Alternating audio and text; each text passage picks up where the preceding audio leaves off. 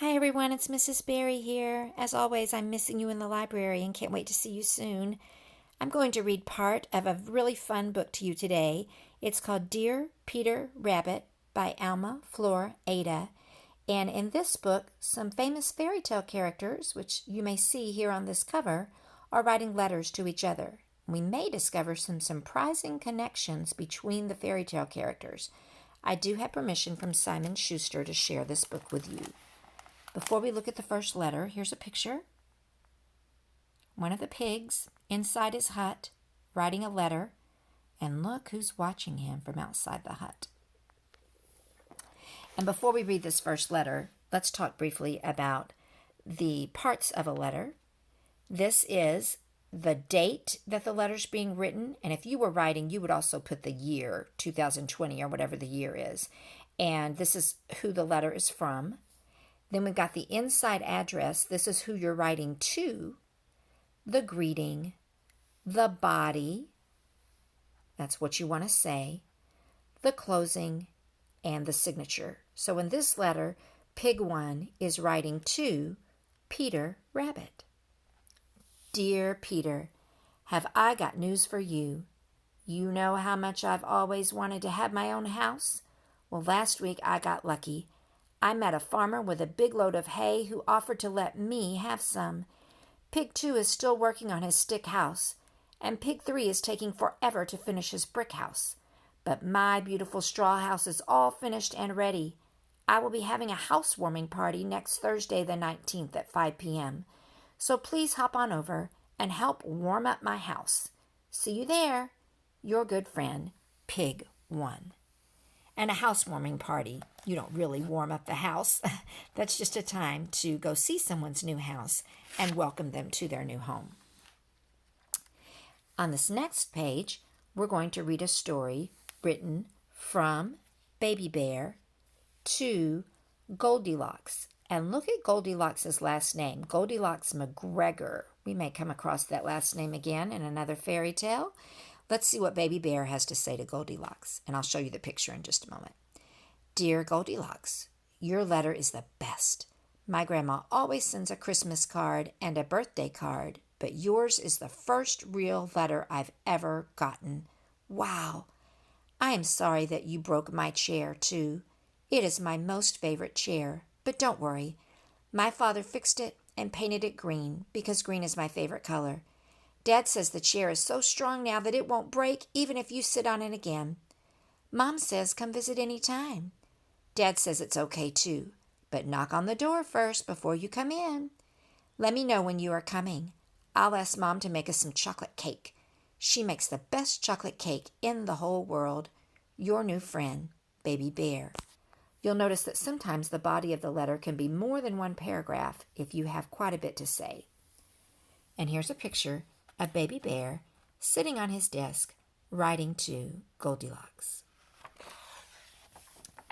In our next letter, we have Goldilocks writing back to Baby Bear. See? Goldilocks is the one writing the letter, so she signed it, and she's writing to Baby Bear. Dear Baby Bear, my parents gave me permission to go to your house on Sunday the 22nd. But I have to remember to water my 10 rows of vegetables first. It's not that easy to water the garden. The rows are really long, and the watering can be pretty heavy when it's full, but it's kind of fun toward the end of each row.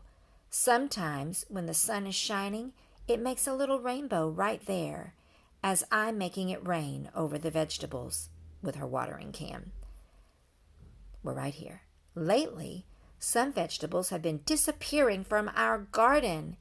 Every other night or so, a cabbage, a lettuce, or a carrot is missing. My father thinks it's the rabbits that steal them, and it makes him very angry. And guess what? Yesterday, after he chased a rabbit out of the garden, my father found a tiny jacket by the fence and the tiniest pair of shoes between some rows of carrots. He made a little scarecrow with them, and he says he hopes it will keep the pest away. I would really like to meet their owner someday. See you Sunday. Love, Goldilocks. And you may already have put together that the Goldilocks who broke into the baby bear's house is also the daughter of Farmer McGregor, who catches Peter Rabbit. Let's see what other connections we can see between the fairy tale characters in this book. In this letter, Peter Rabbit is writing back to Pig 1. This is back from the very beginning of the book. Dear Pig 1, I am very sorry that I can't be at your housewarming party. I've never been to a housewarming party before, and I'd love to go, but I'm in bed with a cold, and Mother says that as long as I'm sneezing and coughing, I can't go anywhere at all. I was happy to hear your good news, but I myself haven't been very lucky lately. On my last visit to the McGregor's vegetable farm, I almost got caught by Mr. McGregor. I had to jump into a watering can half full of water in order to hide, and I guess that's how I got this awful cold. Now, instead of having fun at your party, I'm in bed drinking chamomile tea. Your friend, Peter Rabbit. Aw, poor Peter. There he is, snuggled under the covers, trying to get better. I'm going to read one more of these letters today, and then I'll finish the book for you next week. Here we go. This letter is written by Pig 1 back to Peter Rabbit. Dear Peter, I'm sorry that you have a cold, but don't feel bad about missing the housewarming party. There wasn't one. Instead, I had the most terrible scare. Even now, all of the hairs on my chinny chin chin curl up with fear when I think about what happened. Can you imagine who came knocking at the door? The big bad wolf. Since I refused to open the door and let him in, he started huffing and puffing, and would you believe, he blew my whole house down. There was straw flying everywhere. Fortunately, I managed to escape in one piece to my brother, Pig 2's house. I'm living here for now, and since his house is made out of sticks, we should be safe. The good news is that we will be having a housewarming party for this house, that's Pig 2's house, next Wednesday the 25th. If you are feeling better, please come. Your friend, Pig 1. Ooh, I think we all know what's going to happen to Pig 2's house. All right, so I will finish these letters next week. I want you to know that I have this book in the library and a couple of other books in the same series where all different fairy tale characters are writing to each other. So if you like this book, check back in next week. We'll read the second half of this one, and you can ask me for the books when you get back to school in the fall. I love you all.